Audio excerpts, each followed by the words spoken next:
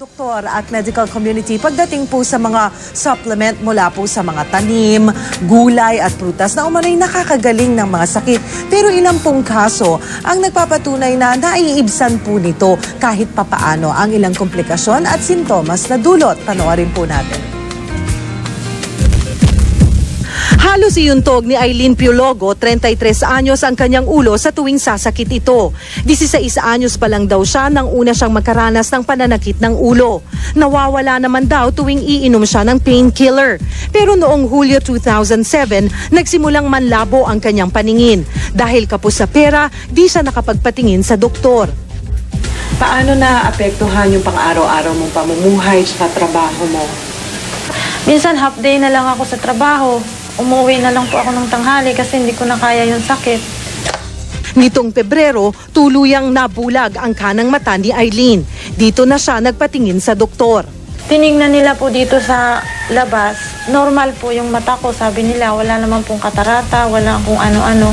Normal. Nung magpa-MRI ako, yun ang nakita nila. Sabi nila may bukol daw doon. Yun ang tawag nilagay nila doon sa diagnose na beginning optic atrophy po. Ang optic atrophy ay komplikasyon ng benign tumor sa utak ni Eileen. Iniipit ng tumor ang kanyang optic nerve kaya apektado ang kanyang paningin. Payo noon ng doktor, dapat itong tanggalin sa lalong madaling panahon. Binigyan siya ng 1 linggo para mangalap ng 20,000 at kumausap sa ilang taong magdodonate ng dugo para sa kanyang operasyon.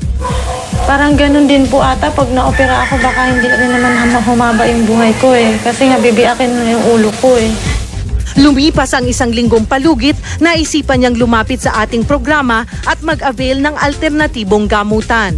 Sinubukan niya ang isang herbal drink na mula sa iba't ibang prutas at gulay. Laking gulat ni Eileen nang gumaan ang kanyang pakiramdam. Pag inom ko po ng maghapon na yon 3 beses, kinagabihan po, kasi dati hindi ako makatulog. Lagi akong umiiyak. Kinagabihan po na yun ng pag-inom ko. Nawala yung sakit, nakatulog ako magdamag.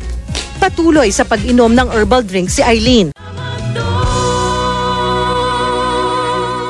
Ako po si Karen Herrera sa aking muling pagbabalik sa aking imbensyon na dati kinilala ng buong mundo at nagkaroon ng konting problema sa kakulangan ng mga source ng herbal. Kaya minabuti ko na magkaroon ng mga pataniman ng iba't ibang uri ng halamang herbal nang sa gayon sa pamamagitan nito para hindi tayo maubusan ng mga source sa darating na panahon.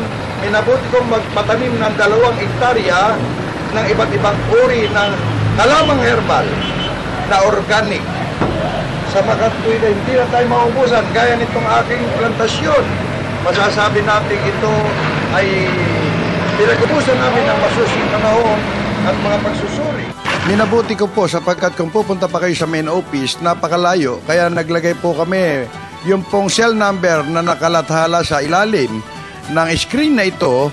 Pwede po kayong makipag-ugnayan at ito po ay sinasabi ko at pinatotohanan. Ito po ay authorized distributor ng Abanyong Lingkod mula pa noon at magpakailan pa man.